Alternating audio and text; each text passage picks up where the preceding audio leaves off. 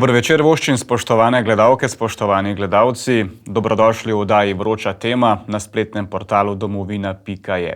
Prejšnji teden je odmevala oddaja Tarča, v kateri so poskušali prikazati zgodbo o nakazilih genija na račun albanskega poslovneža kosovskih korenin Martina Berišaja, sicer tudi veleposlanika Kosova v Zagrebu.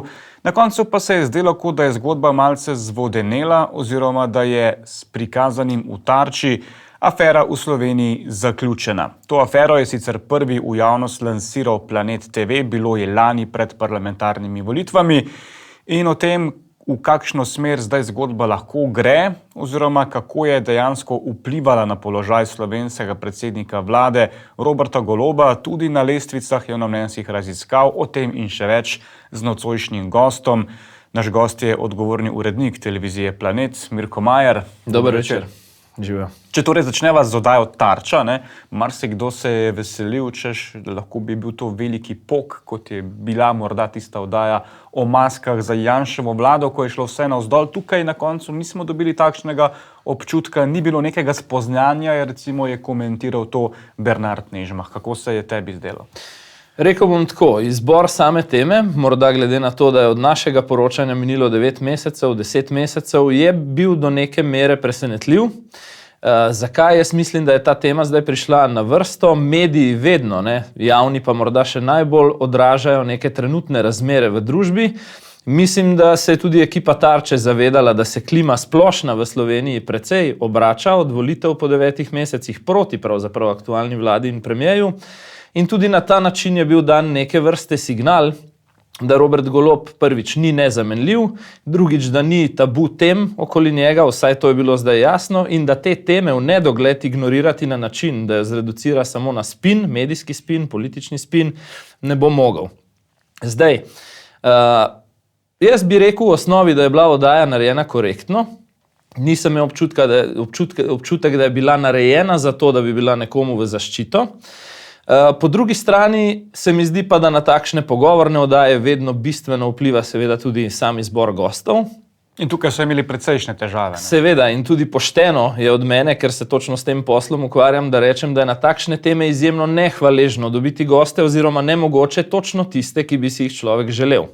Bom jaz naštel par primerov, kaj bi si jaz želel, recimo gospoda Bavčarja, Igorja, ki je bil v samih poslovnih začetkih pred 20 plus leti ob Robertu Golobu in veliko ve. Potem, na primer, gospoda Aleksandra Mervarja, ki je tudi en velik del in je danes na LS-u delil z Robertom Golobom, spet veliko ve. Takšni insideri ne bodo prišli na takšno oddajo. Tisto, kar je bilo edino, recimo od, mislim, da 4 gostov, logično je seveda aktualni šef podjetja GEN-I. Vsi ostali akteri so bili na nek način gospod Stroligov v neki rahli obrambni pozi do urada za pranje denarja, ki ga je nekoč vodil. Druga 2, pa ne mislim ad personam, sicer nič slabega, ampak sta na nek način človeka, ki si režeta na tem istem energetskem trgu kruh, in seveda se vprašaš za posamezne njune komentarje, kako iskreni ali pa s čem drugim motivirani so. Nekako tako. Nekateri sicer so, ko govoriva o predsedniku inštituta, gospodu Bečiroviću, govorili, da je ravno on bil ta umestni link med genijem in pa Martinom Berišajem, vsaj o tem so pisali recimo Luka Peršna pravi, pa Bojan Požar na Požare. Ja, tako je. Gospod, ki vodi IFIMES že dolga leta, je znan po tem, da je tudi eden od vplivnih igralcev na področju slovenske energetike. Nemogoče bi bilo, če deluje na tem polju že tudi on več kot 20 let, da se njegove poti z Robertom Golobom ne bi v veliki meri večkrat križale. Bil je tudi slikan, fotografiran na dogodkih, ki jih je GEN-I, Gen Energija sponzorirali. Tako da se pravim, je res težko dobiti goste na dotično temo, dobiš pa tiste, ki so seveda tako ali drugače tudi zakulisno motivirani, da govorijo v neko določeno smer. Kaj pa sam premijer? Isti večer se pojavi na komercialni televiziji 24 ur, marsikdo je privzdignil obrvi, zakaj ni prišel v Tarčo? Z mojega nekoliko bolj strokovnega vidika pravzaprav slaba izbira. Če gledam še malo iz vidika hudičevega advokata, kdor mu je to svetoval, naj ignorira oddajo v prime timeu nacionalne televizije, kjer se govori o neki resni aferi, ker teh nakazil ni nihče nikoli zanikal, in se odloči za oddajo, v kateri bo govoril o reformah in o všečnih stvareh, ki jih pa v resnici sploh še ni na vladni agendi. To kaže, da očitno Robert Golob vsebinsko ne more, noče, ne zna pojasniti stvari, zaradi katerih na neki točki potencialno lahko tudi pade kot predsednik te vlade. Ne? In preveč očitno je bilo meni, vsaj osebno tisti večer, da ni bil konsistenten, da če je ostal doma pri Tarči, ni ostal doma kar v celoti, ne? In je bila to po mojem ena velika strateška napaka, s katero je povedal več o tem, v kakšni zadregi je zaradi balkanskih poslov, kot bi si morda sam želel. Ampak kakšne zaključke po tvoje je javnost lahko povlekla iz te oddaje Tarča? Ta nakazila sporna obstajajo, novi direktor GEN-I pravi, da v bistvu na nek način niso imeli vpogleda v to, kar počne srbska podružnica, čeprav vemo, da se je le stežka karkoli zgodilo v hčerinskih družbah mimo velikega šefa, ne, v času Roberta Goloba. Skratka, kaj smo na koncu odnesli od te oddaje? Rekel bom tako, več kot si pred to oddajo vedel o podrobnostih tega dogajanja, bolj si jo lahko bral med vrsticami in v tem kontekstu je najbolj zanimiva stvar nastop aktualnega novega šefa GEN-I, gospoda Helbla. Mislim, da se je na nekaj točkah zagovoril bolj, kot je bilo načrtovano, to je spet ta element televizije, ki ga verjetno ni vajen. Namreč povedal je recimo v enem odgovoru, da gospod Berišaj ni bil plačan po sklenjenih poslih, ampak za posredovanje nekih občutljivih internih insajderskih informacij. Potem pa nekaj minut kasneje na zelo podobno vprašanje, popolnoma obratno, sam s sabo v neskladju, da je bil torej gospod Berišaj honoriran na podlagi sklenjenih poslov. To seveda vedno kaže na laganje, zavajanje, prikrivanje.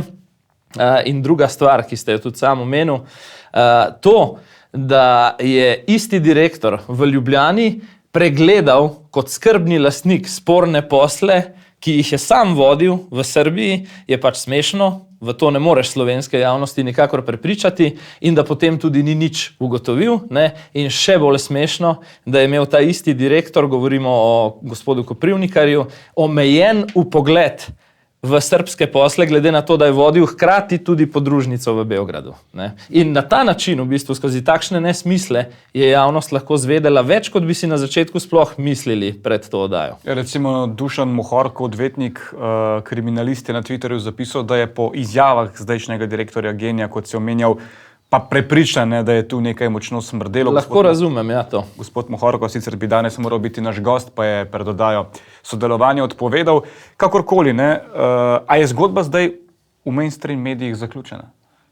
Ja, jaz mislim, da tisto, kar bi lahko to zgodbo ponovno odprlo, je odločitev nekih centrov moči iz zakulisja, da je z Robertom Golobom kot predsednikom vlade konec, oziroma celo še dlje, da tudi povratka zanj na najvišje položaje v državni energetiki ali pa tudi v privatni energetiki ni več. Če me vprašate, kako verjetno se mi to zdi, se mi zdi malo verjetno. Torej, da bomo videli nek popolnoma ultimativni razplet te afere še znotraj tega mandata, ki bi dejansko popolnoma karierno in politično obglavil gospoda Goloba. Bolj verjetno se mi zdi, da se bo še pred zaključkom mandata vrnil v svoj stari sektor, morda še z boljšimi pogoji, kot jih je imel, preden ga je zapustil. Predpogoj za to pa je seveda privatizacija, zaključena privatizacija tega stebra GEN-I, ki je pa vendarle še neizveden projekt, ki po ocenah insajderjev traja vsaj še naslednje leto dni. Ampak nekateri posamični novinarji po zgodbo v teh dneh preiskujejo naprej. Direktor Nove 24 TV, gospod Tomašič, se je slikal v Prištini, kjer raziskuje Berišaje posle. Luka Perš to zgodbo raziskuje že več mesecev, citiral ga je praktično cel Balkan, zdaj zanimivo, v mesecu dni dobil 15.000 evrov nakazil, tako sam pravi, nekomu je v interesu, da se zadeva preiskuje naprej. Absolutno, no, ena od stvari, ki je bila morda v Tarči nepotrebno prav zelo izpostavljena, je to, iz kakšnih motivov je bil ta posel pred 8-9 meseci razkrit. V bistvu je to vedno popolnoma nepomembno, oziroma celo drugače bom rekel, 95% nekih političnih, notranje političnih afer je vedno razkritih iz političnih motivov, bodi si nezadovoljnih ljudi v tvoji lastni stranki, bodi si seveda potez tekmecev in podobno. Tako da o teh motivih se ni potrebno spraševati. Ti motivi vedno so in so popolnoma irelevantni. Tisto, kar pa je pomembno, pa je to, da vsebine teh poslov, tudi dejstva, naprimer, da podružnice neke velike slovenske korporacije na področju energetike nimajo v tujini niti logotipa, niti jasno izpisane hišne številke. To pač niso običajne poslovne prakse in odgovora na to nimamo ne od gospoda Helbla, ne od gospoda Goloba še vedno. Ne. Planet TV je bil tisti, ki je lansiral to afero lani tik pred volitvami. Ti si odgovorni urednik televizije, a je to naključje tik pred volitvami?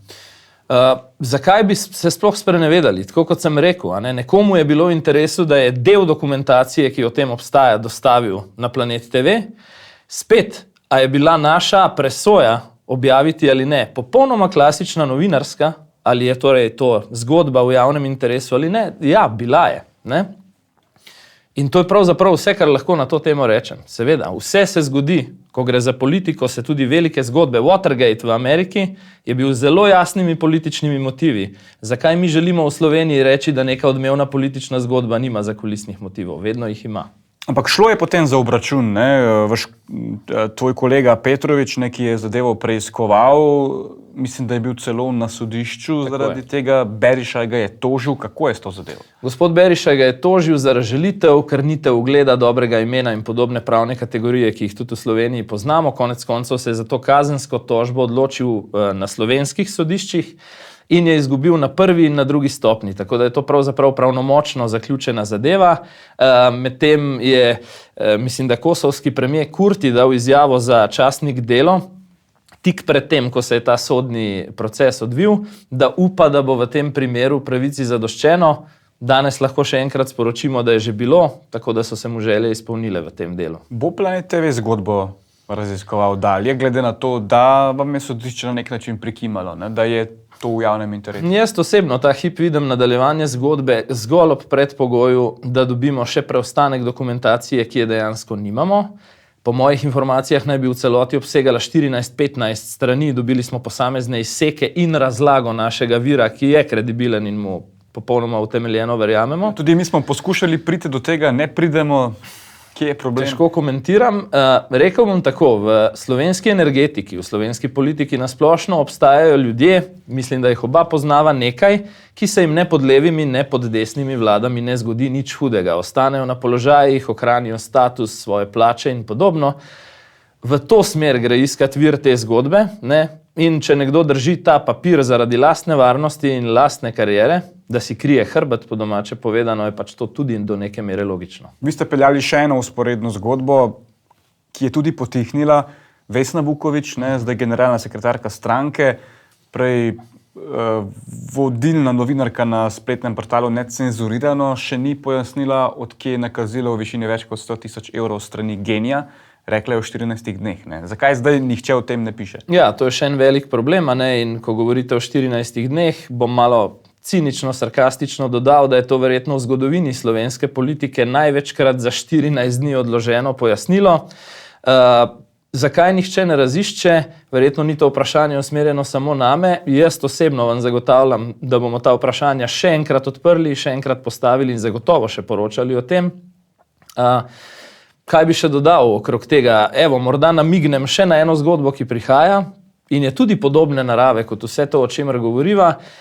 Tisti slavni polet s Falconom na Dunaj ima še eno dimenzijo. Ima še eno dimenzijo trošenja. Več ta hip ne bi povedal, smo pa sredi preiskave tega. Tako da recimo, da stroški samega poleta iz Ljubljane na Dunaj in nazaj zaradi tistega koncerta niti niso glavni moralni problem v tej zgodbi. A misliš, da se vse to okrog Genija, Tarča, prej poročanje Planeta, sploh kakorkoli pozna Golobu? Zdi se, kot da vse te afere, ki ste jih lansirali pred volitvami, so na nek način Goloba še bolj utrdile kot vodilnega, ki je potem prepričljivo zmagal. A se zdaj zadeva obrača? Se strinjam, da je takrat lahko prišlo do kontraefekta. Zdaj se zadeva definitivno obrača. Zakaj? Predvsem zaradi drugih odprtih front te vlade in Roberta Goloba, ki so neuspešno naslovljene. Mislim, da kaos v slovenskem zdravstvu kljub zelo pogostim nastopom premijeja in zdravstvenega ministra Loredana ni bil realno nikdar večji. Fiasko z ustavnim sodiščem in načinom reševanja kadrovske problematike na RTV. fiasko z 600 evri dodatka za sodnike, za tožilce, spet neka velika bleščeča obljuba, ki v praksi sploh ni bila uresničljiva. In potem ta stvar, kot je GEN-I in privatizacija in balkanski posli, so samo nekaj, kar po 9 mesecih razočaranja ljudem dodatno odpira oči v smeri, kaj so dejansko aprila lani izvolili. Namreč premier Golob je bil nekako v luči javnosti predstavljen kot uspešen podjetnik, ki je bil več kot desetletje na čelu GEN-I-ja, ki je delal dobiček, češ uspel je razvijati podjetje, je uspešen gospodarstvenik, uspel bo državo peljati v teh kriznih časih. Včeraj pa je recimo filozof gospod Kovačič dejal v oddaji Odmevi, da tako premier kot predsednica države nekako izgubljata stik z ljudmi, z realnostjo, da gre za 2 milijonarja, ki nista blizu stiski ljudi ta hip in da se tudi zato zdaj klima obrača. Najprej glede te aureole neverjetnega čudežnega menedžerja Roberta Goloba, jaz mislim, da točno to, kar sem našteval prej. Številne neizpolnjene obljube, ki so bile dane in se z njimi vedno bolj zapleta, kažejo, da tudi kot menedžer ni ravno briljanten. Zdaj na ta del, da imamo na vodilnih funkcijah v državi vedno več bogatejših, premožnih ali pa če želite jim reči milijonarjev, pa jaz vidim v bistvu eno veliko ironijo. Namreč do nas, običajnih državljanov, se ta država še nikdar ni obnašala tako zvrhana navzdol, v smislu, mi smo tisti, ki vemo, kako z vašim denarjem, zato bomo dvignili davke, ker ga boste vi potrošili nesmotrno, mi pa bomo vzeli veliko, ker mi vemo bolje. Zdaj, če si ti milijonar, če prihajaš iz premožnih krogov, je to nekaj, proti čemer bi mogel s celim dušo in telesom nastopati, tako da mi to ne gre zraven. To so popolnoma poteze v neskladju s privatnim življenjem teh ljudi. Zakaj si lahko mislimo? Preprosto gre za to, da se hipno meri utrip javnega mnenja in se sprejemajo ene populistične, navzven všečne, v resnici za državo škodljive odločitve. Prvič je javnomnenjska raziskava Mediane pokazala, da vlado podpira manj kot polovica ljudi. Ampak po drugi strani, saj se vsaki vladi po letu dni približno nekaj takega zgodi. Je to presenečenje zate? Ne, tudi to je res. To smo zadnjih, bi jaz rekel, 12-13 let praktično doktorirali v Sloveniji iz tega, da vsaki vladi, ki pride z izjemno velikimi upanji, tudi zelo hitro pade podpora in doživimo to velikansko razočaranje. Deloma se strinjam recimo z nedavno izgovorjenimi besedami Marcela Štefančiča na nekem drugem mediju, da smo Slovenci do neke mere imamo kar strast do tega, da nekoga, ki ga na veliko pripeljemo, tudi zelo na veliko sesujemo. Moram pa reči, da seveda to padanje podpore iz 40 na 26% ima tudi seveda neko realno podstat. Se poglejmo dejansko za velikimi besedami, za številnimi novinarskimi konferencami, kaj se v tem času realnega zgodilo, kakšne reforme so sprejete, kakšni ukrepi, ki bi se ljudem poznali na življenjskem standardu, so sprejeti. Praktično nič. Marsikdo je prepričan, da so Golobove ideje upoštevali tudi v Bruslju, kako peljati to krizo. Jaz bom glede Golobovih idej rekel, da imam občutek, da ne samo on osebno, ampak tudi stranka Gibanje Svoboda, ena glavnih značilnosti je, da oni ideologije nimajo. Oni ideologije nimajo, dejansko imajo samo manipuliranje z javnim mnenjem in kje se to kaže najbolj v tej aktualni vladi, jaz bi rekel v tem. Ker Golob nima ideologije in je edini, ki ideologijo v tej koaliciji ima Luka Mesec, gledamo pravzaprav 15. slovensko vlado, bolj vlado Luke Meseca kot vlado Roberta Goloba. Če se naveževa še nazaj na tisto odločitev premierja, da ne gre na Tarčo, pa da gre isti večer na 24 ur, pa na vse ostalo, kar se dogaja, a imam morda okrog sebe zbrane napačne svetovalce? Kaj bi moral Golob zdaj narediti, da bi ta trend padanja podpore obrnil? Ja, napačne svetovalce, jaz nekaj teh svetovalcev in vi verjetno prav tako poznam, deloma tudi osebno. Nepomembno je, kaj si jaz osebno o njih mislim. Način delovanja teh svetovalcev mi je pa bolj kot nejasen. In to ne samo v tej vladi, že v kakšni predtem. To so ljudje, ki iz osebnih koristi praktično osamijo katerega koli premierja že, se pravi, kaj s tem mislim, dopuščajo do njega tiste informacije, ki njim ustrezajo, predsedniki vlad pa na ta način vedno bolj izgubljajo stik z realnostjo. In mislim, da se to v bistvu pravkar ali pa že nekaj časa dogaja Robertu Golobu. Kaj bi moral narediti po tvoje? kaj bi Robert Golob moral narediti teoretično, morda je za vse to že prepozno, ampak predvsem bi v prvi vrsti res moral pojasniti svojo poslovno preteklost. Drugo, kar je nekdo zelo pomemben v slovenski politiki mi rekel, ne smem, ker sem obljubil, da o podrobnostih tega pogovora, ki je bil neuraden, ne bom, ampak se globoko strinjam s to poanto. Na nekem kosilu, na katerem je bil tudi Robert Golob zraven, mu je bilo, namreč Golobu rečeno, imaš popolnoma prav, da si 40% dosegel, ker si bil v pravem trenutku zgolj kontra Janša. Če pa misliš, da boš ostal na položaju in speljal ta mandat do konca, ker boš 4 leta kontra Janša, se močno motiš. In to je drugo. Mogu bi popolnoma opustiti to levo-desno netenje razkola, se popolnoma nič ne ukvarjati z ljudmi, ki sedijo v opozicijskih poslanskih klopeh, predvsem pokazati rezultate, ker ne, se kaj je že rekel zase, da je menedžerja naredijo in se sujejo rezultati, ne to, kaj reče. No, saj, to je bila dobra istočnica, ne? Golob se je precej tudi na teh strankarskih dogodkih ukvarjal z Janšo, ga tudi več kot pol leta potem, ko je že postal premier, še naprej pošiljal v penzijo. Zakaj po tvoje? Ja, pravzaprav je to točno to. On je čutil, kaj v nekem momentu tista njegova baza, ki jo je želel pobrati na volilni dan, želi slišati in počel je zgolj to. Ker glede na to, da sva dolgo v medijih, je sicer mogoče še malo dlje, oba veva, da v mesecih preden se je Robert Golob formalno odločil, da gre v svojo stranko, da gre pač po zmago na volitvah, se je ta isti Robert Golob na veliko ponujal za ekskluzivne intervjuje na Nova TV, na Planet TV in potem v naslednjih nekaj tednih že govoril, da so to neki fašistični mediji z madžarskimi netransparentnimi lastniki in podobno. Tako da še enkrat več, verjeti temu manipuliranju z javnim mnenjem pomeni malo vedeti o zakulisju, malo o preteklosti Roberta Goloba in malo o tem, kaj si sploh izvolil. Kar je bilo meni zanimivo, pa verjamem, da si tudi ti to opazil, po tej veliki zmagi Gibanja Svobode in tem velikem pričakovanju javnosti je Janez Janša utihnil, malo ga je bilo videti v državnem zboru. Po mojem smotrna, pametna ni nastopal. Zdaj pa so v zadnjih tednih zdi, da je oživel. Kaj je začutil, da se klima spreminja? Ja, jaz bi rekel podobno kot za to Tarčo. Tako kot recimo mediji začutijo, da se klima spreminja, morda celo v primeru, največjih 2 televizij dobijo celo nek impuls od zunaj, dajte, zdaj je pravi čas. Jaz mislim, da je seveda to kot politik z eno enormno izkušnjo in kilometrino sam začutil trenutek tudi Janez Janša. In mislim, da so tudi ti nastopi, ki so v zadnjem času bili zelo dobro odmerjeni. Morda spet, za moj okus ne bi bilo treba o kurjenju, o zajcih na ražnju in podobno, ampak seveda, zakaj je zdaj tega pojavljanja spet več? Zaradi tega, ker je trenutek, da se opozori na realni domet te vlade najbolj pravi do zdaj. A lahko verjameva, da za Ruparjeve in protesti ne stoji Janez Janša? Pravzaprav težko. Rekel bom tako, vemo, čigav poslanec je bil v preteklosti Pavel Rupar, vemo tudi res, da se je na neki točki nad stranko in nad predsednikom stranke zelo razočaral.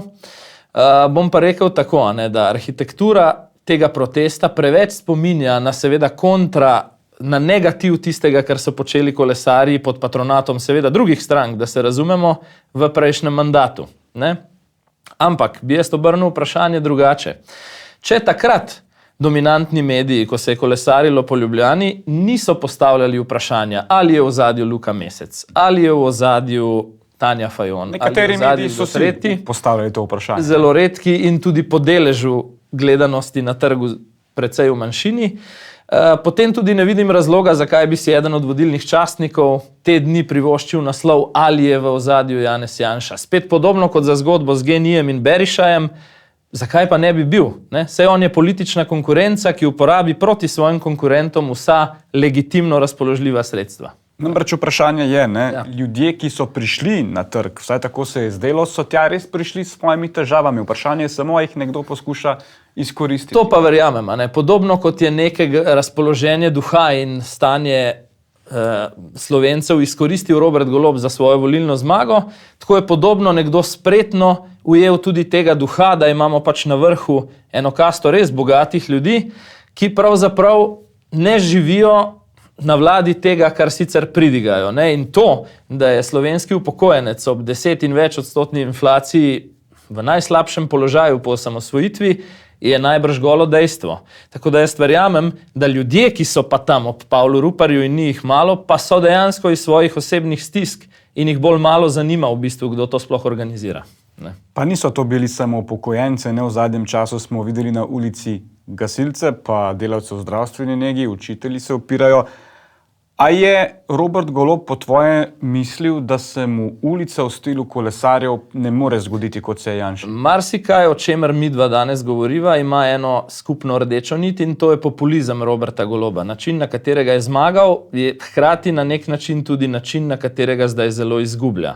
Namreč prevelike obljube vsem tem skupinam, ki so ga na nek način na ulici naredile, zdaj se že kaže, da bi ga znali na ulici tudi podreti. In količina teh shodov, ki jih je pa potem zelo težko ideološko zreducirati, gasilci, medicinske sestre in še kdo, kaže na to, da ne gre za nobeno levičarsko, desničarsko, kakršnokoli ideološko zaroto, ampak za eno veliko nezadovoljstvo nad realno opravilno sposobnostjo 15. slovenske vlade. Ampak ves čas se ne očita civilni sferi, da ni tako aktivna, kot je bila v času Janševe vlade. Je v ozadju strah, če rušimo Goloba, to pomeni, da postavljamo četrto Janševo vlado? Težko rečem. Opcij oziroma kako ta hip nepredvidljivo deluje slovenski politični parket je res kar nekaj. Tukaj je neznanka, kaj teoretično se še vedno lahko zgodi z Borutom Pahorjem, ki mu ne kaže tako zelo dobro spet, da bi prevzel neko funkcijo na Balkanu, ki se je morda najbolj želi. Morda je on en akter, ki lahko premeša procente in karte. Drugi akter, o katerem se mesece pa govori zaradi kapitala iz predsedniških volitev, Anže Logar. Tako da v bistvu zelo nepredvidljivo, kaj bi se na volitvah ali predčasnih ali rednih zgodilo, in bi zato težko špekuliral v to smer, da je zdaj dejansko reakcija ulice politično preračunljiva v smeri, kaj nas čaka, če pade Golob. Kaj nas čaka, če pade Golob? Ta hip moj odgovor, verjetno nek drug, popolnoma pogrešljiv, nepomemben in zamenljiv obraz na čelu te iste koalicije, ki pa sem kar prepričan, da bo vsaj skušala do zadnjega dne postrgati ta mandat do konca. Ko si ravno omenil Logarja, marsikdo je prepričan, da vse, kar počne, je v dogovoru z Janezom Janšo. Kaj misliš? Jaz bom rekel tako, z tega seveda ne vem, ali to je v dogovoru ali ni, ampak kdorkoli, ki bi na polju desno od sredine ta hip ustanavljal svoj nov projekt, mora imeti neke vrste odnos z Janezom Janšo, ker je moč, bom rekel, vodje opozicije kadarkoli v zadnjih 30 letih praktično bila takšna, da je bila usoda teh novih projektov v veliki meri odvisna tudi od tega, ali on si predstavlja kohabitacijo s tem ali ne. Če si je ne, potem bo tak projekt tudi težko preživel. Ljudje imajo vedno v Sloveniji na vsakih volitvah idejo o nekemu novemu obrazu, ki je politično čist, neobremenjen. Janez Janša ima prtljažnik, izkazalo se je, da je tudi Robert Golob obremenjen z aferami. Kdo, koga vidiš v politiki, ki recimo tega nahrbtnika nima, teh afer nima, bomo spet končali z nekim novim obrazom? Načeloma bi se jaz v veliki večini primerov ob takem vprašanju skušal imenu izogniti, ampak dejansko mi tako zelo izrazito pride na misel eno ime. Predstavljam si ga kot neke vrste tehničnega mandatarja neke koalicije, ki pa je v mojih mislih ta hip definitivno mešana, ki torej ni monolitno ne leva, ne desna. Kdo? Ta hip jaz vidim kot močno figuro gospoda Blaža Brodnjaka, ki vodi v bistvu NLB banko zelo uspešno z rekordnim dobičkom in ima ves čas tudi to izraženo agendo, da ne želi biti samo uspešen bančnik, ampak da želi pravzaprav uspeh banke izkoristiti tudi za uspeh cele države. In nekateri mnenjski voditelji so kar malce zbegani, v katero sfero ga uvrstiti, levo ali desno. Ni to najbolje, ker za vse druge, ki so dolgo na slovenskem prizorišču, točno veš, kam sodijo, in končno nekdo, za katerega si zmeden, kar je meni samo všeč v bistvu. Ker sva na koncu oddaje še na vprašanje, morda zdaj ta trend padanja podpore, te afere, kaj je lahko ta ključni moment, ko se morda pa Robert Golob vendarle pobere, bo največ odvisno od te dolgo obljubljene reforme plač v javnem sektorju ali vidiš kaj drugega? Ne, definitivno. Zdravstvena reforma, tudi nekoliko pomiritev strasti med vsemi temi interesnimi sindikalnimi skupinami in podobno, ampak zdaj, če greva res ad personam na Roberta Goloba, pa ne toliko na usodo koalicije, pa jaz v bistvu tega velikega obrata ne vidim več. Zakaj? Ne zato, ker bi tako zelo bredel iz napake v napako, ali pa da bi tudi bile te napake tako gromozanske, da jih ni možno sanirati. En preprosto čist drugi razlog. Jaz nimam občutka, da Roberta Goloba politika zanima. Njega zanima privatizacija slovenske energetike in vrnitev v vlogo sončnega kralja, v narekovajih seveda. In mislim, da je to njegov življenjski cilj in da imeti to, kar je rekel, da bo imel 2 mandata na vrhu vlade, ni nekaj, kar ga realno zanima. Ja, bomo videli, kaj se bo zgodilo, Mirko. Zelo zanimiva debata je bila. Verjamem, da so gledalke in gledalci uživali. Hvala za obisk na Domovini. Hvala za vabilo. Hvala pa tudi vam, spoštovane gledalke, spoštovani gledalci, za pozornost. To je bilo vse v oddaji Vroča tema. Spet smo skupaj prihodnji teden. Lep preostanek večera in lahko noč.